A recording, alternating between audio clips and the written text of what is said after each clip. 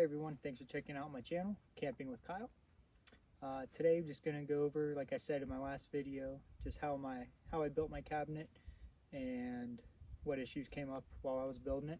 So let's jump into it. Alright, so showed you how the access works in the last video. So we'll just go over how it's built and the issues. This one goes up, and then I have a hook up here that is turned and it holds. And then this one I still need to get a hook, so it just comes off. So you can see they're just holes drilled in that line up with these hooks here. And we'll take a closer look at the structure of it and how it's kind of put together and things that came up that I had to adjust for. Let's take a closer look. All right, so this is the exact same hook that is holding that one up. Like I said, I just want to get one more for here so I can hold this one up just like that, but taking it off is no big deal. These hooks are just a little bit smaller than this one, and that's all that it sits on. So for the structure of it, I have this L bracket. This is a foldable bracket, but this whole structure is not foldable.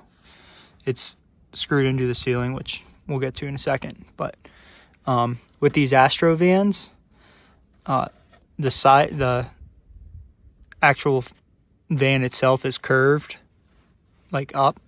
I had to shim out the bottom and then bring it up so it'd be square at this corner to come across.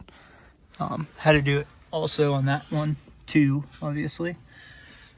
But holding a level across these was kind of tricky by myself, having a 4-foot level and holding things up, because I didn't want to just keep screwing stuff in and trying it. So that was the first big issue. But once we got that figured out, we can put the shelf board on, which then I could have just left it as this and let it fold down, because I didn't have all this stuff up yet. But I wanted to have stuff in here and have it secure, so that's why I built it the way I did. Next we'll go over kind of how this is all screwed together. So I didn't want to toenail in the screws, like screw from the side and bring it up. There's metal on the other side of these, and it's not that, like the frame of the van's up there and a little bit of insulation. So I screwed these in right here, and then I just screwed this support into that, and then from the bottom here I just screwed that up. So 2 screws are holding this on, but it's screwed into where these 2 are. This board and that one are actually doing absolutely nothing, because when I screwed this in, my plan for these doors right here was to use these hinges, but I made this too small, so in order to be able to flip it up, the screw holes would be too low and I couldn't screw into it. So that's how I kind of came up with this, because didn't really have an option. So yeah, this board and that one is literally doing absolutely nothing, but is what it is. That's pretty much the structure of it. This thing's very solid. I'll shake the whole van if I try to shake it. Just a few screws kind of framed out.